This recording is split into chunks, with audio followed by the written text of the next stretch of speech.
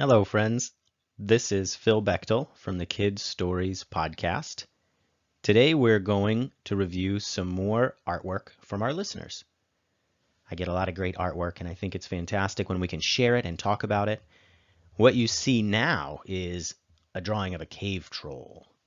This was done by an artist, and he's added a lot of great details. There's spikes everywhere on his pauldrons there, his shoulder guards. He's got spikes on his big club, and his horns are sticking out of his forehead, and his big wonky teeth are sticking up from his bottom jaw. I thought this was a great representation of the cave trolls from the Valley Town stories, and I wanted to share that with you. Now I want to move on to some of the artwork that's been shared by many of our other listeners. The first one we have is from Andre. Andre has shared with us a picture of a drawing, and I really enjoy this picture. I love the detail. We can see the smoke coming up from his nostrils. We see his claws and his wings and his sharp teeth. But he didn't stop there. He also added a treasure chest. We know dragons are very prone to hoarding treasure, and this one is no different. We see there's gold coins and gemstones out on the floor. I really enjoy that, Andre. That's a great drawing. And Andre didn't stop there. He also shared with us some writing. He wrote what his story was about, or what his picture was about. It says, "This dragon is guarding his treasure." He signed his name, Andre Soriano, from Charlottesville, Virginia. Andre, thank you so much for sharing your drawing and your writing. You did an awesome job. Next up, we have Atticus. Atticus is 7 years old, and he has drawn a gloop soldier. What I particularly enjoy about this drawing is that it's labeled. Sometimes we'll do that. We'll label our drawings, and Atticus has done a great job of that here. Not only is his gloop very colorful and wild, but he's listed all the weapons that it's holding, right? From the left side, we see an axe, and then a knife, and then he's labeled the mace, and I think that's the sword, and then all the way on the other side is the bow and arrow. That's really fantastic. Atticus, thank you so much for this drawing, and thank you for the labels too, for trying to use your words with your picture. That's very impressive. Next up we have Jacob. Jacob has drawn his own unique take on the gloop soldier army, and there's so much detail in this drawing. This is a very complete drawing. He's got so many spikes and claws on the evil gloops, even on their legs and on their hands and on their hats or their masks. I see there's evil red eyes peering out at us, and in the background it's their boat, because we remember from the stories that feature gloop soldiers, they went from island to island, from land to land, and there are big awful boats, and they would unload their armies. And Jacob has represented that very well here. Jacob, thank you so much for this drawing. You did a great job. And next up we have Corbin. 5-year-old Corbin has drawn two things. The one on the left here we see, I think a lot of us are going to be able to recognize that. That's Steve the Goblin King. Normally he's a really happy-go-lucky guy, but he's riding into battle, and so he has his angry glowing red eyes. He has his crown on his head, and he's riding Chewy. If you look underneath Steve the Goblin King, you can see that's Chewy the dog. There's been a couple times where Steve the Goblin King has ridden Chewy into battle to great effect, and he has his big battle hammer. So Corbin, you did a really great job on Steve the Goblin King there. That's very impressive. And also, he drew a picture of the red dragon. If we look on the other page, we see a whole mouthful of teeth, an angry black eye.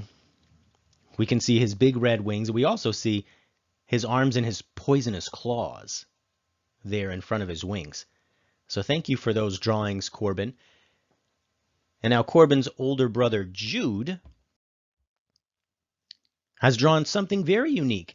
Jude has shared a drawing with us, but he also shared the story that the drawing is about. And I'm going to read that to you now.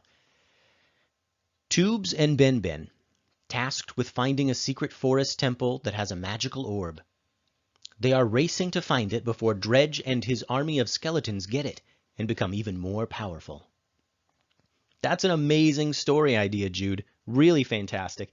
And I love the detail here. We can see the big temple. At the top, that's the orb, the treasure that everyone seeks. Down in the bottom left are our heroes. And inside the temple, or at the base of the temple, there's Dredge and his minions of skeleton warriors. I'm very impressed, Jude, with your detail there. Each one, you can see he spent so much time drawing the skeleton warriors with their different weapons and their skeleton bone bodies. Very impressive work, Jude. Thanks for listening, Jude. And Corbin and their little brother Gregor is also a big fan. I'm going to move on now to Nico. Nico's 6 years old. And at the top right away, we see he wrote from Nico 2 kids' stories. This is a monster that Dredge made. So this is one of our one of our earth monsters that Dredge sort of magically created just from the ground, and they would just stand up from the earth. This is a great representation of that, Nico. I think you did a very unique take on it. I love the round, empty eyes. It's almost very creepy. And the spikes, I imagine that those spikes all over are thorns, are like super sharp thorns that came from the trees and the foliage around him. So Nico, thank you for that drawing. That's really fantastic. And now we have a drawing of Chewie. We saw one earlier of Steve riding Chewie. I really like this one. This is from Quinn. You can see he wrote at the top, he wrote Chewie, and then at the bottom he wrote his name, Quinn. I love the detail in Chewie's face in this drawing. It's very impressive. I can see his eyes and his nose and his mouth. I mean, it looks so much like an actual dog. It's really fantastic. And I can just imagine him on all fours following his people into battle and going on their adventures with him. So Quinn, thank you very much for sharing this drawing with us.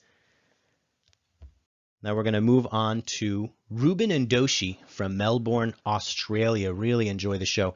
Reuben drew us all a great recreation of the battle between the Valleytown Ninjas, the Mermaids, and the Rude Boy Lobsters. Now, the first thing that pops out to me about this drawing is the color. I love the colors. There's so many bright colors there, which does kind of remind me of the sea. The bright colors that we'll find on coral reefs and places like that, places where these mermaids and these lobsters would live.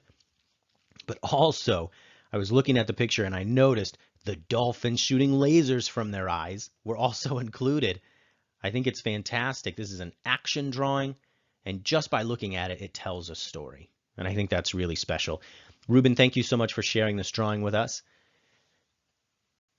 And last, we have Stone.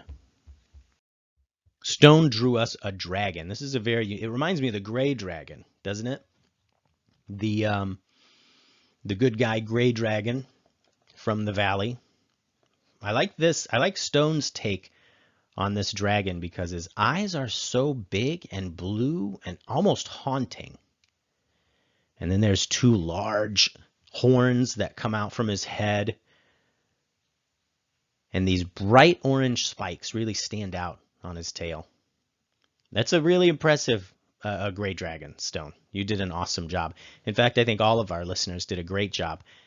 Thank you for sitting down and taking the time to draw something. You all started with a blank piece of paper and you all ended up with something totally awesome. And then you took the time to share it with us. And that's a really cool thing to do. I'm glad we all got to look at these drawings and appreciate these drawings and get inspired by these drawings. And I just want to say thank you again to all the listeners who sat down to draw. We'll be doing more of these videos, so you can keep sending in your drawings to kidstoriespodcast@gmail.com. Thanks for listening, everyone, and thanks for sharing your artwork. Adios.